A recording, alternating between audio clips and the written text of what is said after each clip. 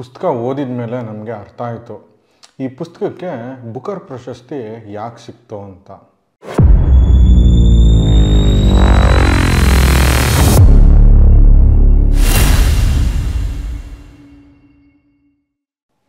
ನಮಸ್ಕಾರ, 64 ಚಾನಲ್ಗೆ ಸ್ವಾಗತ.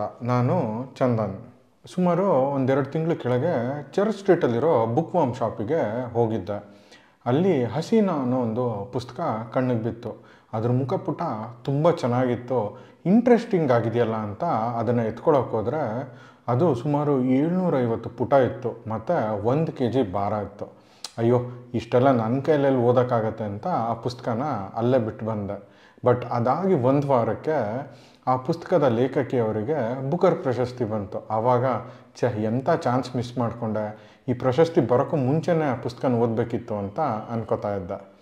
ಆವಾಗ ಅದೇ ಲೇಖಕಿಯ ಬುಕರ್ ಪ್ರಶಸ್ತಿ ಪಡೆದ ಕಥೆಗಳದ್ದು ಒಂದು ಸಣ್ಣ ಪುಸ್ತಕ ರಿಲೀಸ್ ಆಯಿತು.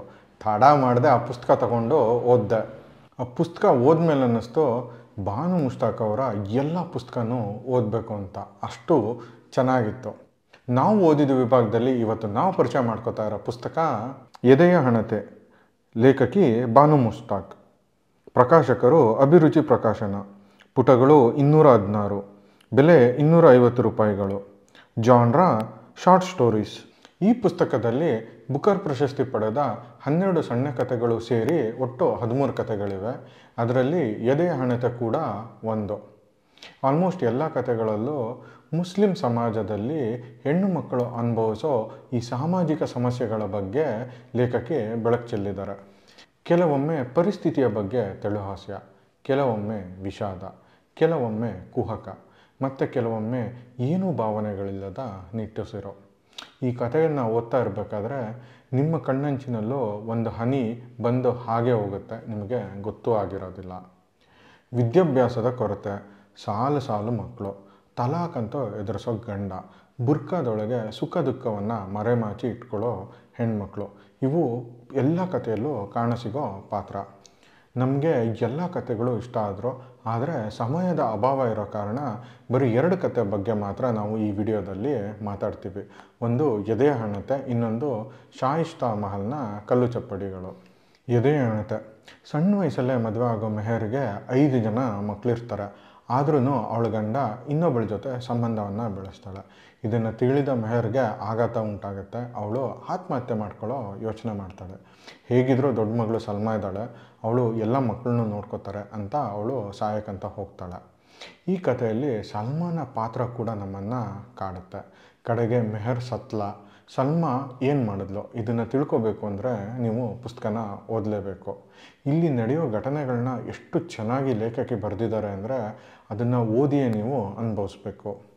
ಶಾಯಿಸ್ತಾ ಮಹಲ್ನ ಕಲ್ಲು ಚಪ್ಪಡಿಗಳು. ಶಾಯಿಸ್ತಾಗೆ 7 ಜನ ಮಕ್ಕಳು, ಪ್ರಾಣಕ್ಕಿಂತ ಹೆಚ್ಚಾಗಿ ಪ್ರೀತಿಸೋ ಗಂಡ ಶಾಯಿಸ್ತಾಗೆ ತಾಜ್ ಮಹಲ್ ರೀತಿ ಏನೋ ಕಟ್ಟಿಸ್ಬೇಕು ಅಂತ ಇದ್ದರೆ ಶಾಯಿಸ್ತಾಗೆ ಇನ್ನು ಮುಂದೆ ಮಕ್ಕಳಾಗಬಾರ್ದು, ನಾನು ಆಪ್ರೇಷನ್ ಮಾಡಿಸ್ಕೋಬೇಕು ಅನ್ನೋ ಚಿಂತೆ. ಈ ಕಥೆನ ನಿರೂಪಿಸ್ತಾ ಇರ್ತಾರೆ.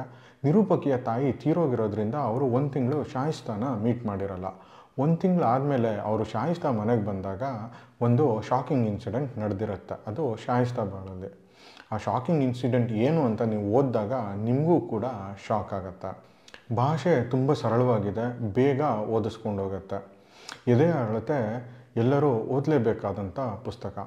ಇಂಥ ಸೆನ್ಸಿಟಿವ್ ಟಾಪಿಕ್ನ ತುಂಬ ಸೂಕ್ಷ್ಮತೆಯಿಂದ ಯಾವುದೇ ಧರ್ಮದ ನಂಬಿಕೆಗಳಿಗೆ ಧಕ್ಕೆ ಬಾರದ ಹಾಗೆ ಬರೆದಿರೋ ಬಾನು ಮುಷ್ತಾಕಿಗೆ ಒಂದು ಹ್ಯಾಟ್ಸ್ ಆಫ್. ಬನ್ನಿ, ಶಾಯಿಸ್ತಾ ಮಹಲ್ನ ಕಲ್ಲು ಚಪ್ಪಡಿಗಳು ಕಥೆಯಿಂದ 2 ಸಣ್ಣ ಪ್ಯಾರಾಗ್ರಾಫು ನಿಮಗೋಸ್ಕರ. ಅದಕ್ಕೂ ಮುಂಚೆ ನಾವು ಮಾಡ್ತಿರೋ ಈ ಕನ್ನಡ ಪುಸ್ತಕವನ್ನು ಪರಿಚಯಿಸೋ ಕೆಲಸ ನಿಮಗೆ ಇಷ್ಟ ಆಗಿದೆ ಅಂದರೆ ದಯವಿಟ್ಟು ನಮ್ಮ ಚಾನಲ್ಗೆ ಈಗಲೇ ಸಬ್ಸ್ಕ್ರೈಬ್ ಆಗಿ, ಈ ವಿಡಿಯೋನ ಲೈಕ್ ಮತ್ತು ಶೇರ್ ಮಾಡೋದು ಮರಿಬೇಡಿ. ಮೊದಲನೇ ಪ್ಯಾರ. ಇದುವರೆಗಾಗಲೇ ಮಕ್ಕಳೊಡನೆ ಆಟ ನಿಲ್ಲಿಸಿ ಹತ್ತಿರ ಬಂದಿದ್ದ ಮುಜಾಹಿದ್ ತಡೆದರು. ಓಹೋಹೋಹೋ, ನಿಲ್ಲಿಸಿ ಇಫ್ತಿಕಾರ್, ಸದ್ಯ ನೀವೆಂಥ ಪ್ರಮಾದ ಮಾಡುತ್ತಿದ್ದೀರಿ ಎನ್ನುವುದೇ ತಿಳಿದಿಲ್ಲ. ತಾಜ್ ಮಹಲನ್ನಾದರೋ ಸತ್ತ ಹೆಂಡತಿಯ ಗೋರಿಯನ್ನಾಗಿ ಆ ಚಕ್ರವರ್ತಿ ಕಟ್ಟಿಸಿದ. ಬಾಬಿಯಾದರೋ ಅಲ್ಲಾಹ್ ಅವರಿಗೆ ದೀರ್ಘಾಯುಷ್ಯವನ್ನು ನೀಡಲಿ, ನಿಮ್ಮೆದುರಿಗೆ ಕುಳಿತಿದ್ದಾರೆ. ನೀವಾದರೋ ಶಾಯಿಸ್ತಾ ಮಹಲ್ ಕಟ್ಟಿಸುವ ಮಾತನಾಡುತ್ತಿದ್ದೀರಿ. ಇಫ್ತಿಕಾರ್ 1 ನಿಮಿಷ ತಡವರಿಸಿದಂತೆ ಕಂಡಿತು. ಆದರೆ ತಾಜ್ ಮಹಲನ್ನು ಯಾರು ಗೋರಿ ಎಂದು ಭಾವಿಸೋದಿಲ್ಲ. ಮೊಹಬ್ಬತ್ ಕಿ ನಿಶಾನಿ, ಪ್ರೇಮದ ಕುರುಹನ್ನಾಗಿ ಪರಿಗಣಿಸುತ್ತಾರೆ. ಆ ಅರ್ಥದಲ್ಲಿ ನಾನು ಹೇಳಿದ್ದು.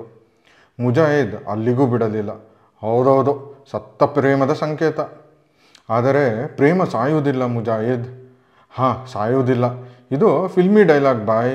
ನಿಮ್ಮ ತಾಯಿ ಸತ್ತರೆ ತಾಯಿಯ ಪ್ರೇಮವೂ ಸತ್ತಂತೆಯೇ. ಇನ್ಯಾರಿಂದಲೂ ನಿಮಗೆ ಆ ಪ್ರೀತಿ ಸಿಗುವುದಿಲ್ಲ. ಹಾಂ, ಇನ್ನು ಹೆಂಡತಿ ಸತ್ತರೆ ಅದು ಬೇರೆ ವಿಷಯ, ಇನ್ನೊಬ್ಬ ಹೆಂಡತಿ ಸಿಗುತ್ತಾಳೆ. ಮುಜಾಹಿದ್ನ ಈ ಮಾತಿನಿಂದ ನನಗೆ ಶಾಕ್ ಆದಂತಾಯಿತು. ಶಾಯಿಸ್ತಾಳ ಮುಖದ ಮೇಲೆ ಕಿರುನಗೆ ಮಿಂಚಿತು. ಮೆಲ್ಲನೆ ಒಂದು ಸಾರಿ ಜೀಕಿ ಆಕೆ ಹೇಳಿದರು, ಹೌದು, ನನ್ನ ಅಜ್ಜಿ ಹೇಳುತ್ತಿದ್ದುದನ್ನು ಕೇಳಿದ್ದೇನೆ.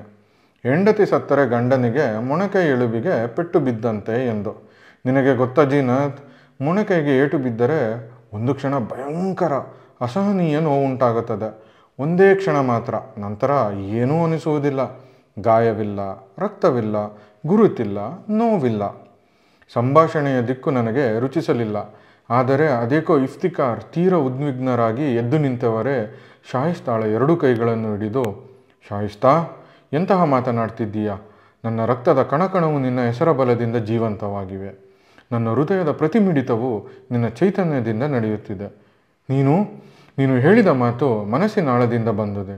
ನೀನದನ್ನು ನಂಬುವೆಯಾ?